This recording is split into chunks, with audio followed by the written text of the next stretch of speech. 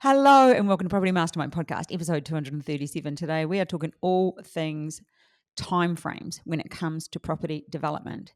We're going to unpack the things you need to look out for, the most common timeframes that blow out, and things that you can do, and really the stuff you need to know to make sure you can do your absolute best to run on time. So let's jump on in to episode 237.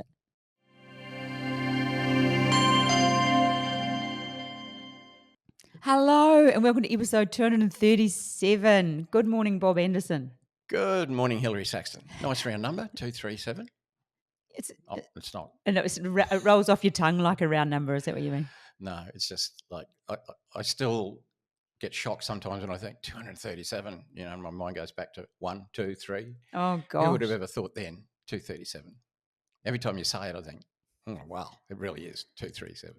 So timeframes, Bob. Crikey. Don't even start me. There's always a timeframes thing. As we speak, I'm even thinking we've just had a 2-week delay which worked in our favour. So some time frames actually work in your favour, which we'll talk about that shortly. But anyway, Bob, before we do, what's your time frame tip for the week? Well, maybe we're talking about timeframes and things like approvals. I might say that the only thing faster than your council approval is probably your expectations of how long it's going to take. Yeah, and that's not always council approval. No. Bank approval, finance approval. Everything, yeah. Yeah, approval. Yeah, you're right. Expectations, for sure. So we're into 2026 and it's all go. The year's starting off with a hiss and a roar, which is fabulous. And as I alluded to just before, we've had our first time frame issue, dilemma, favour, whatever way you want to look at it, and all those words come to mind.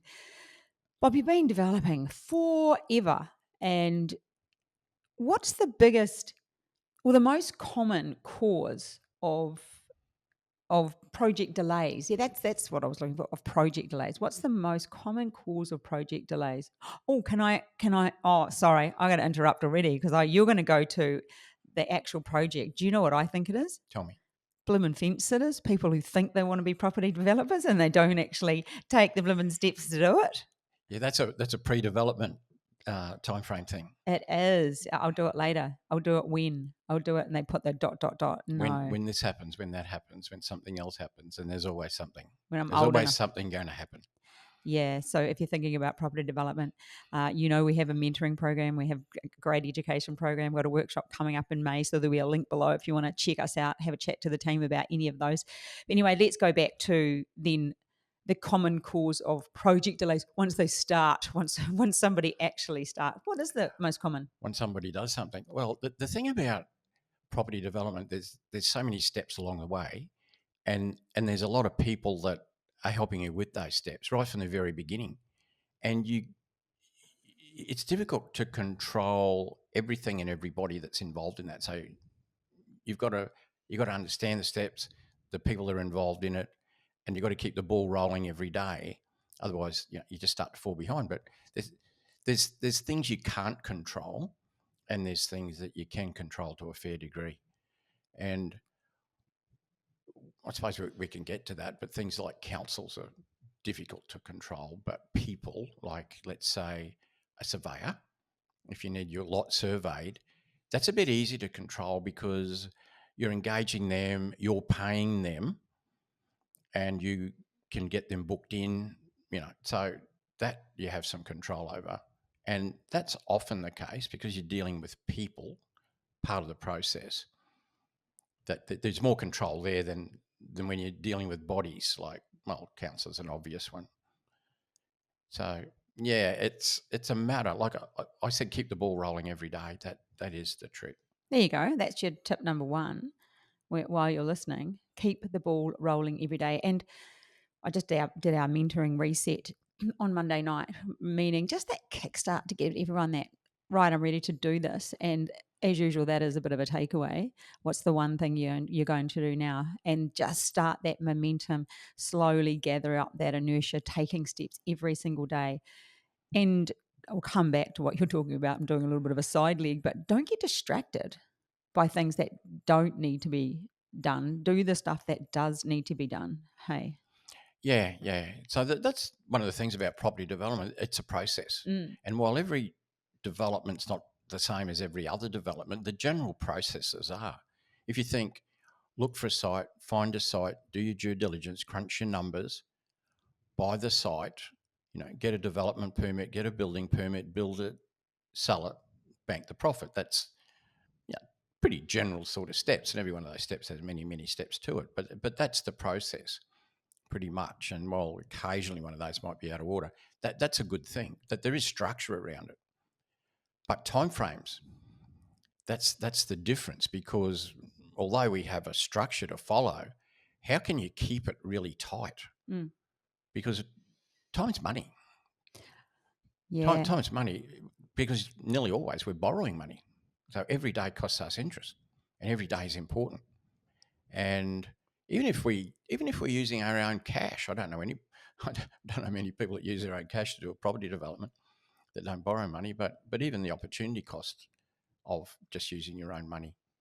So it really is important to start and complete the project in a tight time frame. Mm. And we were just talking about the consultants and they're the people, managing that timeframes, and sometimes and they are easier to control. And we say control in a manner of meaning, chase up. What are you doing, mate? Get it done. Versus a body, a council, or an institution, a bank, or something that's a little bit harder because there's a few more cogs in that wheel. But when we talk about the people side of it, you can chase up the people over and over and over to get them doing what they need to do, right? Yeah, and it's a people game because there's so many people involved. Mm. Even right at the beginning, real estate agents, when you're out looking for a site, you might be dealing with 3 agents, perhaps a buyer's agent. So these are all relationships with people. Mm.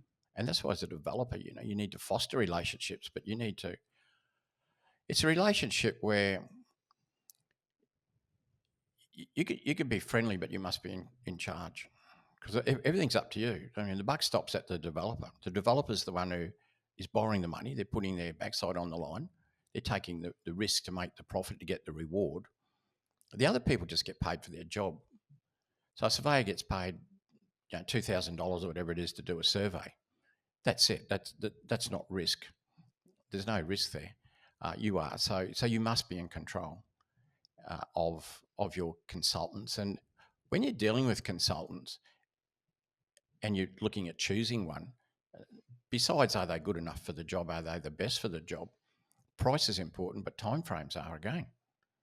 If I was talking to 2 surveyors and I didn't care which one I used, and one was $200 cheaper, but he could do it next week, and the other one was $200 dearer and he could do it next week. The other one was $200 cheaper and he's 3 or 4 weeks away. I'd go for the slightly more expensive one because he could do it next week, and that whole project then would pick up a couple of weeks, which is worth more than that few $100s if you work it out, particularly once you start borrowing funds. So timeframes are important. And they're important even when you're doing your due diligence and your feasibility. Just we've talked about that before, getting your timeframes right with your feasibility. Because you can make a not so good project look really good by tightening up your timeframes, by making a 24-month project down to like 17 months. It's going to look quite different. And I think we might if even... it should be 24 months and not 17. Yeah, because we're obviously talking holding costs and interest charges, etc. Yeah, you can make things look like what you want them to look like, but it's not always the reality. Interesting when you were talking about the people side of things and choosing the right people that can stick to a time frame, and if you've got a choice. Had a great chat because I'm all about the people and just standing back and analysing, and maybe I do it too much, but analysing the people, the conversations, and if you were choosing, depending on your personality type, especially if you're a high I, which I call a clown, somebody who loves to have fun, you'd be attracted to the person who was all about the fun rather than whether they could deliver or not.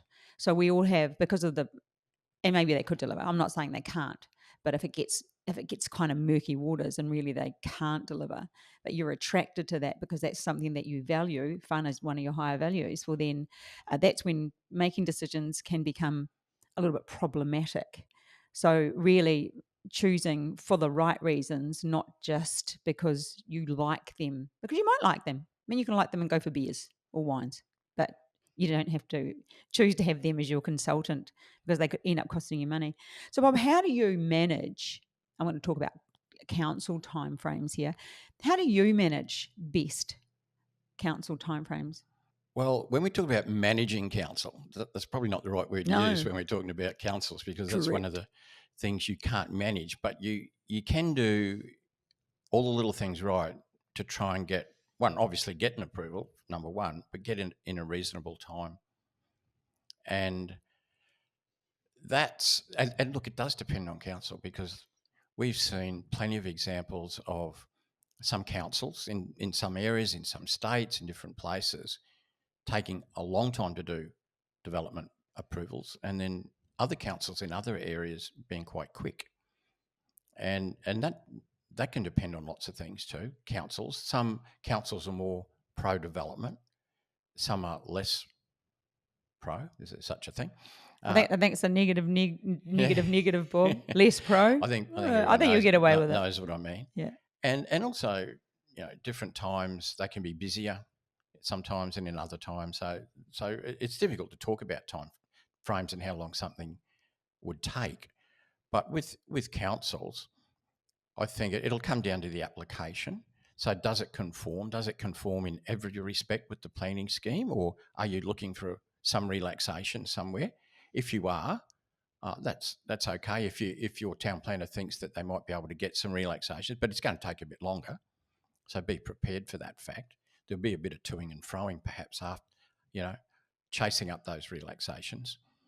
And so with council, you just put your best foot forward. Now, remember, you'll be using a town planner, or you should be using a private town planner I'm talking about. And even choosing the right town planner can have an effect on how things go through council, in respect that if your planner has a lot of experience with that council, they've probably got good contacts in there. They would know within the council, the planners in council, probably the engineers in council as well. And if they've got a reasonable working relationship with them, that can be a good thing. And so, yeah, how compliant is your application? All these things. If it's not compliant, must have a good argument for things you're trying to get a relaxation on. It's really just getting the right application in there, but it's a rubbery thing. I mean, we had probably one of the fastest approvals we've seen in recent times was a duplex. 12 days. Oh, I was going to say 2 weeks. I was out. Well, 2 weeks. Well, I think it was 12 business days, so it's pretty much 2 weeks. So that's a great time frame. It's crazy. But then I've seen plenty of duplexes. We had one before that same council, took about 2.5 months. Same council, same type of project. But that was at a time when they were still coming to grips with some of the things in their planning scheme, because it was fairly new sort of ground for them. So look, there's so many variables when it comes to council, but I think it just boils down to make the application as compliant as you can to achieve what you want, and choose a good town planner.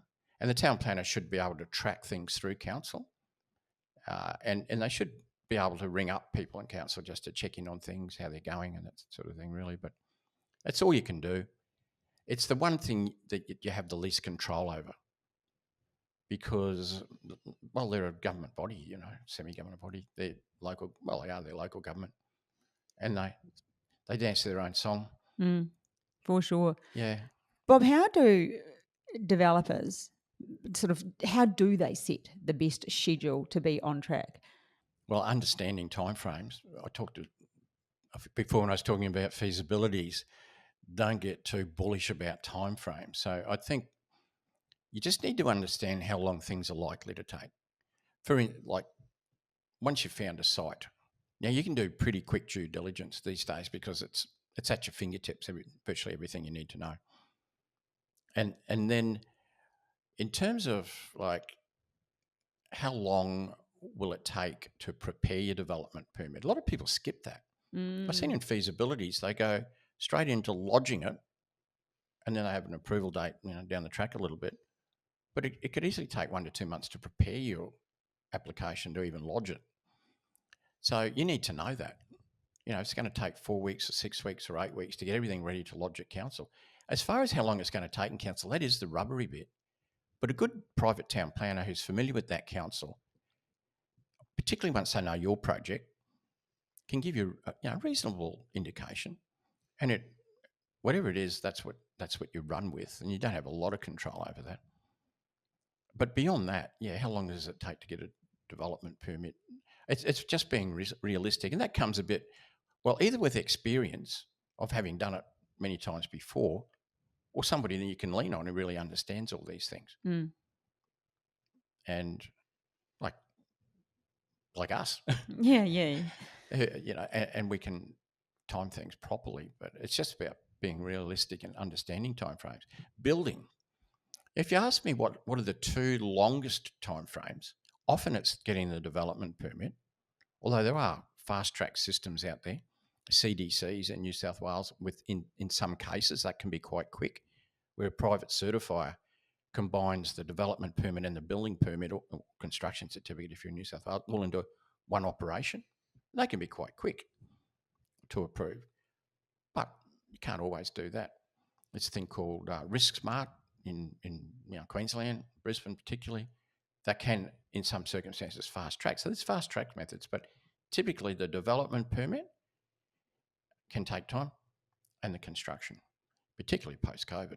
Mm. Generally, construction times are slower. They came out of COVID slow, and they still are slow generally. They've just turned into the new norm. Yeah, but there are some exceptions to that. But they're the two big time frames. If you look at a project, if you looked at a 24-month project, I reckon development permit and your construction could easily be 2/3 of your time. Mm. And so all those other processes might collectively all add up to only 1/3 of the time. And also remember, we're not talking time as in a line. Things are happening while this is happening, while that is happening. So there's that thought that probably needs to be added into that as well. But when do you recall having a project run early or go faster than it should have? Oh, well, the one we just mentioned, when we got a 12-day development permit, I think we'd allowed. I'm talking about the full length of the project. Oh, so, the full length of the project. that meant that the builder could see all the other process could be Well, these early. things add up. Yes. Although that one went a few weeks over on construction. So, like, you can pick up time somewhere and lose it somewhere else. I did. I had a builder one time. I did probably about 7 builds with him. He always finished ahead of time. He was really good. What I mean by ahead of time is ahead of the building contract time. So if he said 9 months, he'd probably do it in 7 or 7.5, nearly every time. So often those projects finished a little bit ahead of time. We've actually got one right now.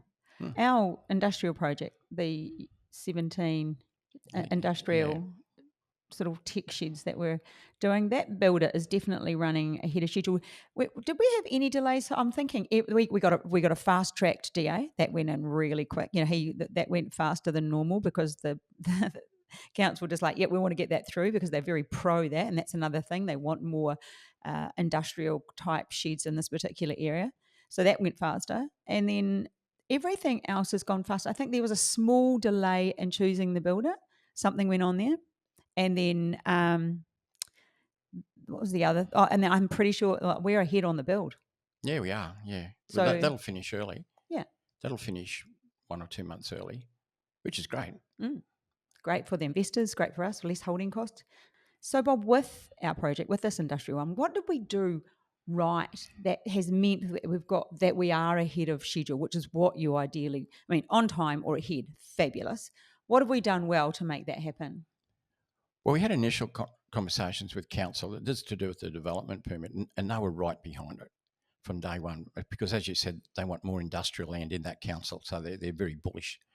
And so they basically pushed it through council.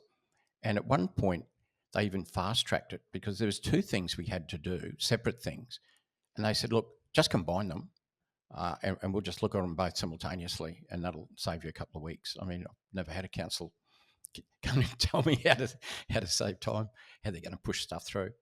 So you can say we're lucky with a good council, that's true. but we also worked with the council. And just on the builder front, really, it was just a highly recommended builder. We haven't used that builder before, but he came very well recommended and true to form, great builder. And we're rolling into the next one. Mm, There's 24 lots coming. Yeah, and there's a wee job for him, I'm thinking. sounds like it. Sounds like a great job for him. So, how do people handle frustrated investors when they are impacted by a time frame? So I guess when you say impacted by a time frame, you're talking about things slowing down. Mm. So we've got the situation, I guess, is there's investors in a project and the project's falling a bit behind time. Well, it depends who the investors are in a way, because there's all sorts of investors. It's not just people that put money into a project. Sometimes they're developers themselves who just have some spare cash, so they understand how everything works. That's me currently now. Yeah. I'm an investor in a project that's running behind. I get it. I know the situation. I'm like, okay. Yeah, because that can happen. And just as easily as it fell 3 weeks behind, you can pick 3 weeks up somewhere. So it's not a thing to be concerned about. But then you can have other investors who maybe it's their first investment. Maybe the only real estate deal they've ever done is buy a house for themselves. And now they've got some spare money and they're investing in a project and they don't understand property development. They're not property developers. So you have to handle those investors a little bit differently. And because something's gone 2 or 3 weeks behind doesn't mean you can't pick it up somewhere either. And so, it is. And why was it 3 weeks behind? It's probably a development permit. It might be a month behind. You said it was going to come out 4 weeks ago and it came out today. Well, that's okay. That's council. This is property development. Maybe the builder will finish a month early. Like, chill. Yeah, exactly. Chill out, man. Do experienced developers, like, I would say, I know the answer, but I need to ask the questions I need to ask so you listening can understand stuff. So, do experienced developers get caught out by timing? Well, you can.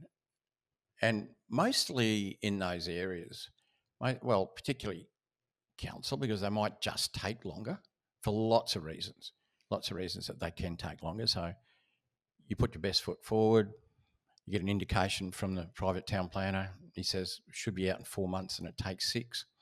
Well, there's probably nothing you could have done about that. You're a couple of months behind. Even experienced developers, that can happen too. Other things, less so, like getting your development permit together to lodge, that's up to you. So a good experienced developer would coordinate those different roles, those different people. So he shouldn't really get caught out there if he's chosen the right people and gotten timeframes from them up front. So that should be okay. Building permit, similar. A few more consultants now, but managing them, so you shouldn't get caught out. Building, well, ultimately it's going to come down to the building contract and how long the building contract is. Maybe in your feasibility you estimated 10 months for a particular construction job, and you find by the time you get there, you can't get a builder under 12. Well, it's just what it is. If it's 12, it's 12. So that sort of brings me to my next point, which it's obvious, but I'll let you unpack it a bit of the why. How does good planning save you money? Well, good planning will save you money in that if you get it done, well, I'll say fast, but well, then you're going to save money on interest, because interest is payable every day, or at least it's accumulating every day. You pay it once a month, but it's accumulating. So just keeping, like I said at the beginning, keeping those time frames really tight, being really well organised, looking ahead, knowing what's coming up next, being prepared. It's not a stop-start thing. You don't do this step, finish it, and then have a breather and look around. Oh, okay, what's the next step? Because like you said before, we're often doing different things simultaneously. Oh, I didn't use the word simultaneously. I was looking for it in my brain. I was like, what's that word? Yeah, that's it. Perfect. Yeah, like, getting your development permit, you're dealing with your town planner, dealing with council. So that's like your planning hat. But at the same time, you might be thinking about starting to talk about construction finance, because that's not far away. Do you need pre-sales? Probably not. You're wearing a marketing hat, you're wearing all sorts of hats, your finance hats on as well, starting to talk to builders, you've got your building hat on. You could be wearing 4 hats at that point. And so that's what I mean by looking ahead, knowing what's coming up, because often you'll be doing simultaneous things. Actually, one I know that people do get called out on, and I've heard it a couple of times, is they get to the end of construction and they haven't applied for the Plan selling, titles, all yeah, that sort of titles. stuff. That was it. Yeah, they get right now time for titles, but they actually could have got them simultaneously. They should have started that action a bit earlier.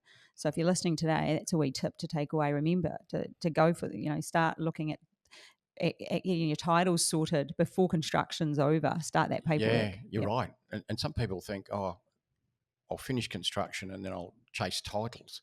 But a lot of the paperwork that's involved in getting titles, you can collect while you're, say in the last 6 weeks of construction, you can pull a lot of stuff together so you can hit the ground running.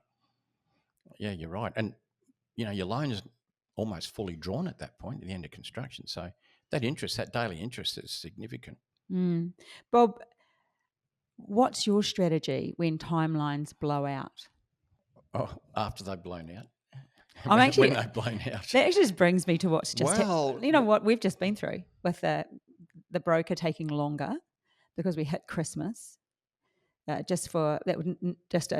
personally, a different broker, not the one we use for the property development, and then getting money to settle on something else, and we've had to use Plan B because we've had 2 extensions on the settlement, and the settlement. And you've got a deadline you want to meet. Yeah, I need to have the money in my account by probably ideally yesterday, and it might come today or tomorrow, but then it's got to hit my account, go over to the into the trust account, go into the lawyer account, and Monday's a public holiday and we settle Tuesday. That is a blowing out problem. So we had to look for a plan B. It's like, okay, plan B would be, we made a plan B, but that's a timeline that blew out. But I think in our mind the whole time, we knew worst case scenario, we could deal with it. But that, that was a bit of, I don't know, I think a bit of poor form on a few people's front, but nothing to do with us. But anyway, we're going to get there. But was that our planning fault? Was that my planning fault? No, it was compounded by Christmas, but everyone knew Christmas was there. The broker did say 8 weeks. It didn't suddenly jump up. Oh my 11. Yeah. Oh, it's Christmas. I haven't seen one of them before. Yeah. Oh my God, what a concept. Used to Christmases. Yeah. So, but that just goes to show you that you can only control so much. Now, fortunately, that you do have a plan B, and it looks like plan B is the way it's going to go. Yeah. If you didn't have a plan B, it could be a little bit difficult. Well, I wouldn't be able to settle. We've had 2 extensions. Deal falls over. My fault. Potentially my fault. No, that we had plan B. But that's a real example of, being just a time frame that's gone way past what it should have by a month. But it does matter when it comes to finance. And so often when you're working, because I do a lot of the investor work, when we're working towards settlement, those timelines get so blimmin' scary, don't they? For me. Well, they get tight, yeah. Yeah. What you were just talking about there is totally different broker. Never used that broker before. Different sort of type of finance. There are a lot of different things about it, but should have happened earlier. Whereas when we're doing a development, pretty much, a number of the financiers are in common broker. But you're right. It even when you think you got ages, nearly always comes down the last few days. Oh, crikey. Settlement can sometimes be just that little bit stressful. And even, you listening, you probably remember buying the last house you bought or a house and you're moving in and it's always Friday afternoon. Is it always Friday afternoon? And you want to pick the keys up. How many of those, because I've done, over 20 renos. So I actually would have been through that so many times. Why can't I have a weekday settlement? Why do they make it a Friday? I was thinking of our friends, over the road. Yeah. Over the road. They were sweating on a 4 p.m. settlement on a Friday for an apartment. They were ready to move in. They even had the furniture truck out the front, full of furniture, waiting to move in Friday evening. 2 minutes to 4, still hasn't settled. Oh, crikey. That was so funny. And they are literally over the road from our office. So we were sort of walking over and going, any news yet? That was quite funny, wasn't it? But that's kind of a different thing. But why did that always happen? But sort of alluding to planning, could it have been done better? Maybe a bit of lack of comms, all that sort of thing went underway. Maybe I was a bit relaxed because I knew there was a B plan, but I did just sort of chase it as much as I could. Bob, how can students learn to best manage their time when it comes, because a lot of this is, managing your own time. And I suppose that what I just talked about with me, and I don't know whether I'm taking some ownership for that or not, but, how can they best learn to manage their time to learn to manage their planning, to keep to timeframes? Like, how do they need to manage their time to do that? Is there a system you use first, or do you just got an idea that you'd like to put out there? Diaries. In terms of time frame. So whenever we deal with a consultant, whenever we get fee proposals, it's not just the dollars, it's the time. And so we'll diarise that time, and leading up to that time we'll be checking in. So don't wait for them to go overtime. Contact them 2 or 3 days earlier to make sure they're on time. And the same with events. It's just diarising. Like council, not a lot you can do. You can put an estimated date. Well, you'll have one in your feasibility, what you expect, how long it'll take, but ultimately it'll take what it takes. But just, how would I put it? Not be loose about it. Don't be lackadaisical about it. Like really treat it like a serious business that it is. Always remember, if you knew what you were paying, how much interest you were paying every day, like if you actually worked it out, I reckon you'd be more on the ball with things and keeping your timeframes tight. It's a bit of when you look at our feasibility overall and you go to the bottom line, and let's say you're making $400,000 out of this, whatever it is, fancy duplex or whatever, and you're sort of thinking 400,000 or 500,000, whatever the number is, a lot of money. And so you can sort of treat smaller amounts of money a bit offhandedly, but they all add up, and particularly time. So, at the end of a project, if you worked out, I'm paying $350 a day interest, all of a sudden, you wouldn't want to just take your foot off the accelerator. You'd want to put it on the accelerator. Every day you can speed it up, another $350. I used to often use it. You get $750 bills in front of you, take them out of your wallet and put a match on them. I don't think you can do that legally, but you would be horrified. That's the interest every day you waste when you're not moving forward and doing your best to keep things tight. I remember you and I had a conversation about one of our children was doing something, and we were just talking about the issue that people may have now, not always having cash, using a card, not really understanding the value of money. You said, tell her to go and draw that money out in the bank and put it in front of her and then say, that's mine now, and I'm just going to go and blow it or set fire to it or whatever I want to it. And then there's a realization of what it is, because often if it's just on paper, it doesn't have any value. And when you see it, like you're saying, and point it out, it gets a little bit more, oh, gosh, that is worth something. So, Bob, you're just like keep on top of it. That's what you're saying. Yeah, always keep on top. Always. And like I said, keep. You might have some sort of project management software. You might use Microsoft Project and convert it, or whatever you use. Have all your timeframes locked in there, but you're always looking ahead with property development. Like I said, you don't wait for something to happen. You're not reactive, you're proactive. So you're always looking ahead. Oh, okay, well, maybe it's time I started to get this thing ready. I don't need it for a month, but I'll start to get it ready. That sort of thing. Well, that was even today in my diary, is to remind the person who needs to put the money over to have it into the lawyer's account by Tuesday, that probably needs to start today. It's a few $1 million or whatever, so it's not going to be a small amount of money, or even check into how long it might take, rather than leaving it to closer to the time and then realizing you can't get it there and it becomes a problem for the bank, which, sometimes banks are a little niggly about that sort of stuff. Well, Bob, I think we've had a great chat about timeframes today, and I hope you listening have found this really useful. Got a few tips. If you are interested in learning more about property development, you know that we have a few education options. There'll be a link below. You can have a chat to the team and see if we're the right fit for you. Other than that, this is the end of episode 237. Craig Wellington, you're the winner of the book this week. This will be in the post to you. And we will catch you next week. Thank you. Bye for now. Bye now.